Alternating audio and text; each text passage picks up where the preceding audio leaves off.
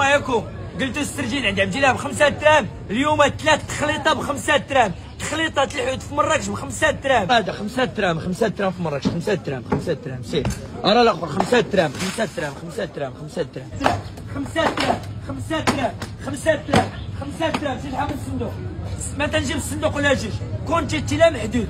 ها هي 100 ريال غتجيبها لعبد الله، غنعطيك هذا، غتجيبها نعطيك هذا، غتجيبها نعطيك هذا. الناس انا الحقيقه اي واحد كان بيبيع الحوت 100 ريال انا نتعاون معاه، وكاين وليد صاحبي معايا، الناس تاع كازا بيضاء والله يعمرها دار، غادي نتعاونوا وغادي يولي الحوت رخيص الحمد لله في البلاد، حيت عندنا جوج. السنور 1000 ريال، 1000 ريال، 1000 ريال السنور اليوم، 1000 ريال، 1000 ريال.